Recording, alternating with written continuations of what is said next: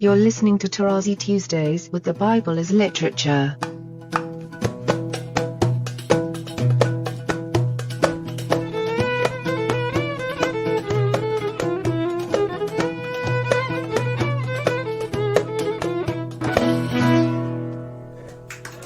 Hi, this is Father Mark Boulos, and you are listening to Tarazi Tuesdays with the Bible as Literature podcast. This week, Father Paul explains the importance of the parallel between the Hebrew words Tohu wa-bohu and Afar in Genesis. I am delighted to introduce Father Paul on the Bible as Literature podcast, Tarazi Tuesdays. Speaking in an earlier podcast about the curse of the human being, it would be interesting here to stop and talk about the parallelism between the general creation and the human being. Let's go for the sabbatical year and the jubilee year. We notice that the earth itself is handled as though it is a being. It is blessed, or it is after the curse, and so on. And this is already in the first chapters of Genesis. Amazing, as I say again and again. There is a parallelism between the handling of the Tohu and wa-bohu, Tohu wa-bohu, on the one hand, that applies to the general creation, and to the curse that applies to the human being, and also in chapter 3 to the Adamah. Actually, Adam is not cursed. Textually, it is the Adamah that is cursed. But I would like to say something about how the Bible handles the issue of curse and destruction.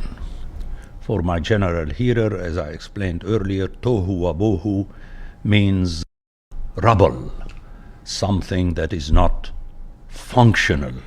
It is destroyed.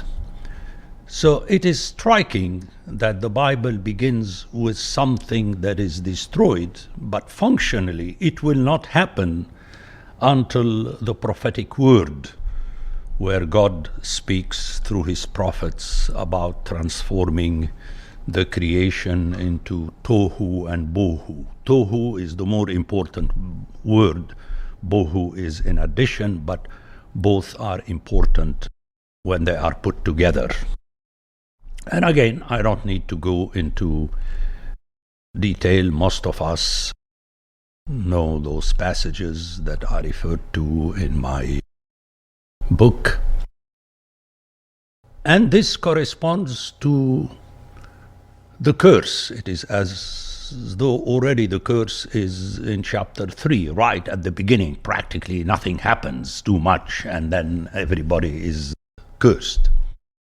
And then at the end of the promise, we have the re-establishment of Eden and the blessing and so on.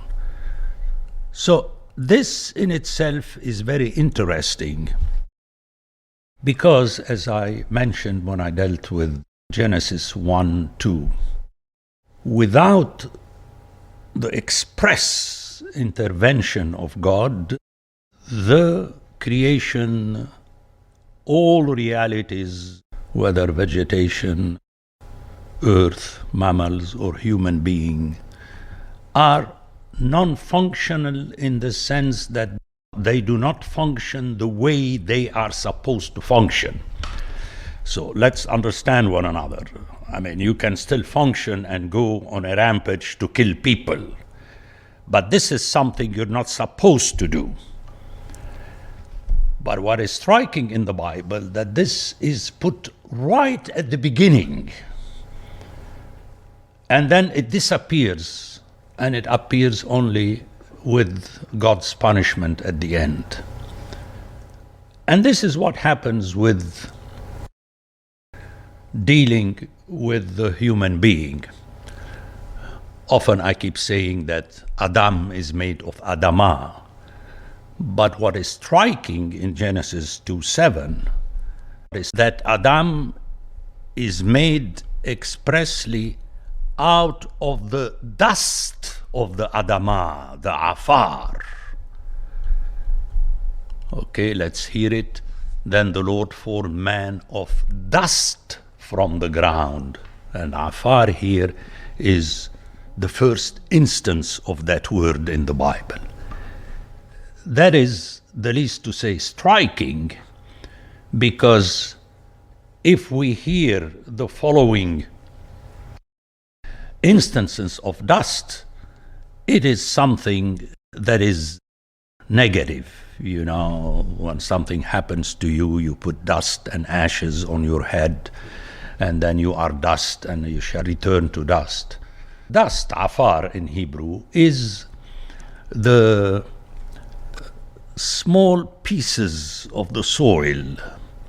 It parallels the sand.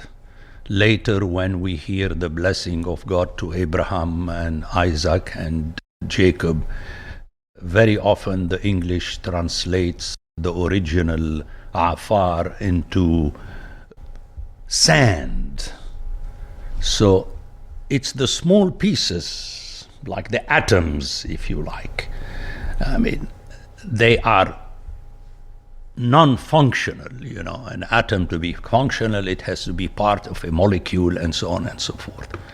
So I would like to take my time and show you the parallelism here between the handling of the Tohu and Bohu on the one hand and the dust, the Afar, on the other hand. So number one to remember, right from the beginning, the author is actually not reminding you, he's beginning with this statement. Then, just as the creation comes from Tohu and Bohu, the human being comes not from an established Adamah, but from the Afar of the Adamah, and thus you always remain, if you know the original language, with the threat that you are. And I would like to quote someone, I liked his statement, that God holds you in the palm of his hand, upside down. In other words, you are dangling from the palm of his hand. And that would be the nicest way to put it, a la North American. Okay? And this is what the Bible is doing right from the beginning. And that is why the judgment of God, if you hear the biblical story, is essentially just. It cannot be unjust, and this is what Paul appeals to in Romans 3. If God is unjust, then we have no hope. Okay, you shouldn't be amazed when God strikes you. I know my hearers are going to be uneasy with that. You should be amazed when he does not strike you, because his palm is always his palm that makes things functional. But by the same token, if he takes a snooze, then everything is non-functional, and that's his threat to us. And this parallelism is really very important to realize. Now, for the original hearer, for us, we don't know what Tohu Bohu is and what dust Afar is. We will have to wait. But an original hearer hears immediately, functionally, this terminology, that this earth is a Tohu and Bohu, and the Adam is made, formed out of the Afar of the Adamah. So there is a parallelism between the curse of the individual and the curse of the Adamah, if you like. And it is interesting that in the case of the curse in chapter 3, the serpent is cursed and the Adamah is cursed through Adam. So we have this interconnection between this picture, if you like, of the Tohu and Bohu and the picture of the Afar. And that, according to me, becomes very functional in the blessing of the forefathers. But unfortunately, we are used to hear the word sand, which does exist. But more often than sand, in the original, we have the word Afar, like the dust of the sea or the beach and so on. So for an original hearer, it is striking that God will make you so many, but it's a reminder that many is not essentially good per se. It is all when God functionally makes it to be good. Notice the parallelism. Okay, you have the promise to the grandchildren of the forefathers, and then they are brought together and put in the land under Joshua. Okay? So you have the gathering, if you like. But the gathering precisely is from multiplicity into a functional one as one people. But this one people is always under the stress of being scattered. Here I could do the jump, which I referred to earlier in chapter 10 and 11, where we have a play, as I discussed, and I'll get back to that, between Fus and Farad. Parad would be to go around and spread, if you like, individually, which is positive. But Fus would be more the negative aspect of that, scatter. But again, what I would like to stress in this podcast episode is that to the eye, the human eye, it is the same. But there is a big difference because functionally one is a blessing, the other is a curse. But practically it's one movement, one reality on the part of God and even on our part. So let's keep this in mind, that being like the Afar, being many like the Afar, it is dangling from the palm of God. It is only when He makes you a people functional. Otherwise, you will be scattered. And to make a long jump to the end, we have this expressed very forcefully in the story of the bones in Ezekiel. You know, when you send a powerful wind, a ruah, with the scattered bones, they don't come together. They are scattered even more. But by the decision of God to make His powerful wind a breeze, which is used in Genesis 2 when He makes the human being and He breathes in his nostrils softly, then you have this reality. So the mention of the Afar of the Adamah in 2:7 is really very important.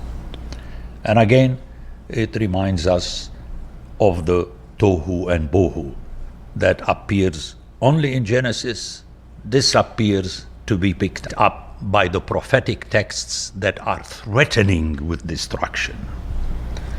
Okay? We can see this, just to push the issue, to show you how this is important. At the end, when God comes, people, especially the Orthodox and the born again, it's always good news when the Lord comes. Well, it's not good news, it's just simply news.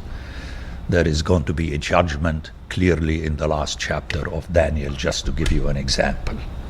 Okay, there is a functional split, if I may say so. Essentially, things remain the same. Like, what's rubble? Rubble is the stones with which a building is made. It's not something different. but you don't have a building, because building is something functional, like the Lego. Okay. The same thing with the human beings in conjunction with that very important word, Afar. Let's hear it in the original. And then I gave the example of whenever it is used with ashes. So dust and ashes would be like Tohu and wa-bohu. It's negative. Okay. But hearing it in the original, and again, I cannot stress, I'm stressing all the time the original. People have to understand that the word Afar is used in the blessing that God gives to the forefathers when he tells them that they are going to have many children. But it's already questionable as to how it is going to happen. And if this appears in Tohu and wa-bohu in Genesis 2, in the Afar of Genesis 3, in conjunction with the curse, and then in chapters 10 and 11 with the nations, that's very important. That everything that applies to Israel applies to the nations and vice versa. There is a difference in the spreading. Okay? There is a difference between the spreading of the white human beings across the Mississippi and by the same action when the Aborigines, the Indians, were forced into being scattered negatively or in concentration camps and so on. Okay? So, but for the eye, it's the same thing. You have a movement. But to what end? And this is what chapters 10 and 11 will pick up. Again, this is my invitation to really remind my hearers that they have to be patient. If even those who know the original language have to be patient to wait for texts that will explain to them the functionality of words, let alone those who don't know the original. You have to hear, you have to know Scripture in its totality, but then you don't say when you get to the end, I got it. No, you didn't get it. You have to go back to the beginning to start getting it. In other words, in Scripture, you have to push yourself to get the movement of the story in the hand of God. The Bible as Literature is a production of the Ephesus School Network.